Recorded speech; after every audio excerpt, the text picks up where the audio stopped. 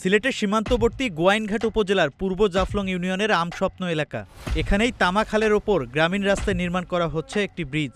স্থানীয়দের দীর্ঘদিনের দাবি ও যোগাযোগ ব্যবস্থা সহজ করতে দুর্যোগ ব্যবস্থাপনা ও ত্রাণ মন্ত্রণালয়ের উদ্যোগে ব্রিজটি নির্মাণের কাজ শুরু হয়, যেখানে বরাদ্দ দেওয়া হয়েছে ৩৩,৮৩,২৪৪ টাকা। তবে কাজ শুরুর দীর্ঘ ৪ মাস ধরে বন্ধ রয়েছে নির্মাণ কাজ, ফলে প্রতিদিন চরম দুর্ভোগ পোহাচ্ছেন আশেপাশের ৫টি গ্রামের মানুষ। বৃষ্টি উঁচু হওয়ায় দুই পাশে বাঁশ দিয়ে তৈরি করা হয়েছে অস্থায়ী পারাপারের ব্যবস্থা। ঝুঁকিপূর্ণ এই বাঁশের সাঁকোই এখন স্থানীয়দের একমাত্র ভরসা। জীবনের ঝুঁকি নিয়েই প্রতিদিন এই সাঁকো পার হচ্ছেন স্কুল, কলেজ ও মাদ্রাসার শিক্ষার্থীরা। পিচ্ছিল বাঁশের ওপর দিয়ে চলাচলে বাড়ছে দুর্ঘটনার সংখ্যাও। অসুস্থ রোগী ও বয়স্কদেরকেও পোহাতে হচ্ছে চরম দুর্ভোগ। আমরা রাইতে যাইতে কষ্ট হয়, মাঝে মাঝে আমরা একজন পড়ে যাই। সকালে 9টার সময় আমরা স্কুলে যেতে এখানে অনেক সমস্যা করে, তাই আমরা সরকারকে বলছি পুলটা একটু ঠিক করে দিতে। ভিজে দিয়ে আইতে দিতে কষ্ট, ভিজে করে তাড়াতাড়ি ঠিক করে।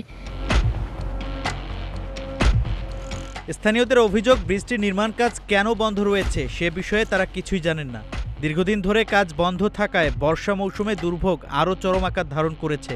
তাদের প্রত্যাশা, সংশ্লিষ্ট কর্তৃপক্ষ দ্রুত নির্মাণ কাজ পুনরায় শুরু করবে এবং নির্ধারিত সময়ের মধ্যে ব্রিজটির কাজ শেষ করে নিরাপদ ও স্বাভাবিক যোগাযোগ ব্যবস্থা নিশ্চিত করবে।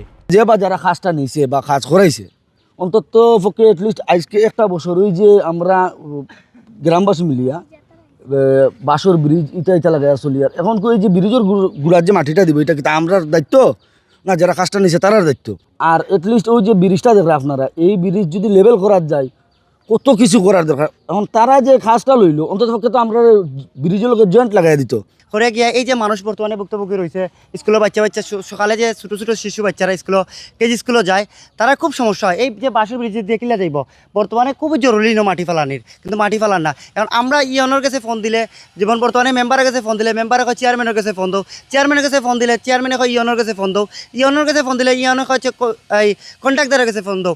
এখন আমরা সাধারণ মানুষ খুব একটা বিপদ আছি, আমরা কার কাছে ফোন দিতাম?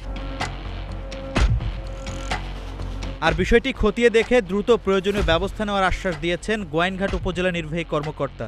আমাদের যে ইঞ্জিনিয়ার আছে এবং ঠিকাদারি প্রতিষ্ঠান আছে, তারা কোন জায়গায় কাজটা বন্ধ রেখেছে এবং কেন বন্ধ রেখেছে এটা আমি খোঁজখবর নিয়ে অতি দ্রুত যাতে এটা সম্পন্ন করা যায় সে বিষয়ে ব্যবস্থা নেব।